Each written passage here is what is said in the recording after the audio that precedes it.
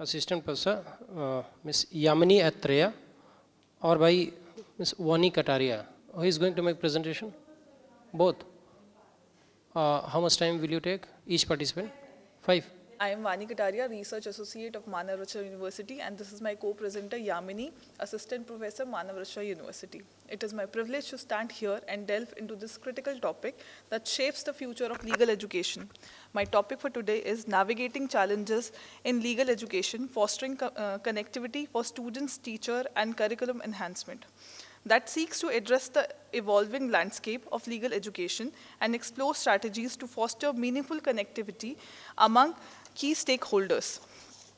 Let us begin with acknowledging the current scenario of legal education. It is no secret that this field faces numerous challenges and the landscape continues to evolve. The three interconnected parameters for today's discussion is student, teacher, and curriculum itself are not immune to these challenges. Today, I aim to unravel the challenges and present a holistic approach to overcome the challenges through enhanced connectivity.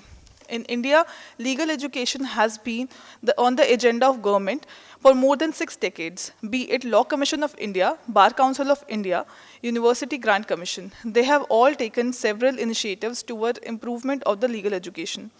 The National Knowledge Commission and a 3-member committee created by the Apex Judiciary have also recommended legal education reforms, some of which have been implemented, and some of which have been still pending.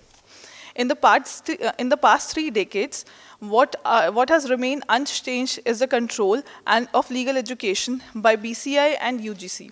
There is an overlap in the functionaries of both these units, and that is to resolve this, they need to sit together and lay down the standards of which portions which will take, including prescribing the core and elective subjects required to be taught in the law course.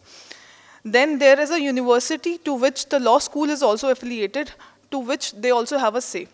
The law school should have certain freedom in deciding the curriculum and the assessment procedures. Another challenge is there's a mushrooming of law colleges in India. The scenario today is best depicted in the recent resolution by BCI announced through a press release on 12th August 2019, proposing a moratorium on the opening of new colleges in the country for a period of 3 years. Reason being, there are about n number of law colleges due to lethargy of universities and some state government. Several colleges are running without proper infrastructure, and I am not talking about the smart classes or a separate rooms for other activities. To highlight another challenge faced by this profession, I will take you to the report prepared in 2018 by NALSAR at the request of Ministry of Law and Justice. After surveying the situation in 16 LLUs, had among many other findings, the institutions that were meant to be torchbearer of the systemic reforms are producing graduates which are diverted towards lucrative opportunities in the private sector, while the older institutions continue to run with laxity. At the top of the legal education pyramid, we have small groups of highly selective institutions that have become feeders for leading commercial law firms and business entities, while a vast majority of law department and colleges continue to add to the pool of briefless barristers and graduates who will never use a degree that they earn for a living. This trend has also seen where corporates also have stepped up the funds for research on a specific topic by instituting professional chairs in the law university. I would like to add here another perspective to this discussion, that there have been estimated over 1.7 million lawyers in the country, 15% of whom are women, which the stakeholders also are interested in. Now, I would like to ask Yamini to join the conversation. Thank you. I would like to add some of the challenges that are being faced by the teachers wherever they are formulating their curriculum, or some of the challenges which are faced by the students. Now, another perspective is that, as the presenter has already mentioned, that there are estimated to be over 1.7 million lawyers in the country, and 15% of whom are women, which showcases that there is a glut of lawyers in law practice and the legal profession has grown increasingly competitive. The distribution of the available work gets skewed. It is estimated that approximately 80% of the litigating work is in the hands of only less than 20% of the lawyers. Now, in the major metropolises, the individual lawyers, the concept of individual lawyer is a vanishing breed. Instead, one is witnessing that there is a growth in the number of small and medium-sized law firms, which is aspiring to capture the work left over by these big corporate or the big fours or the corporate firms. The question of great concern is that what should be taught to the students by the teachers to meet the objective, or to meet the end role of the legal education. We are also aware that we have Bar Council of India who has prescribed a minimum of 18 core subjects in our law schools, and with the 6 optional subjects and 4 compulsory practical papers are there, which includes moot court, ADR, and drafting and pleading, etc. But the crux is that legal education should focus not only on what lawyers should do, but what lawyers ought to do in the professional world. Because Indian society needs socially sensitive and community-driven or oriented lawyers, which in turn would require an absolutely amazing curricula that exposes students not only to law and legal process, but also to the many factors that influence clients and their lawyers. I would like to take you to the study which was conducted in 2011, jointly by VM Salgaonkar Law College, and with that of Government of India and with the Forum of South Asian Clinical Law Teachers.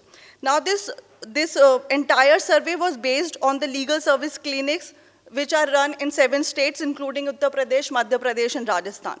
This study was intended to understand the functioning of legal aid cells which were established in the law colleges.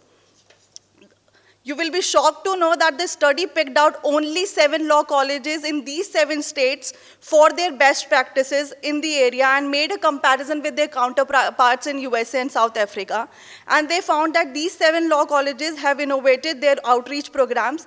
They were the colleges which were providing legal services to the rural poor at their doorstep. They have panel of lawyers and as well as the medical experts. The same thing was mentioned in the inaugural session by Professor Mitra. These were the colleges that were found to have panel of lawyers and medical experts, whereas other law schools had the facilities only for the sake of keeping it and only for the documentation purposes.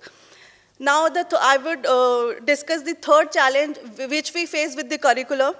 As far as curriculum is concerned of any law school, I am of the view that taking the students to the place where the event has occurred changes dramatically the student's perspective and understanding of the issue. For example, if you have to teach Olga Tellis versus Bombay Municipal Corporation to a student, the approach should be, it is personal opinion, it is useful to have the students visit a slum cluster instead of teaching the theoretical or giving the theoretical idea of the case study. It is useful to have the students visit a slum cluster, interact with the inhabitants in order to understand what issues are faced by the members of that community whenever there is a forced eviction.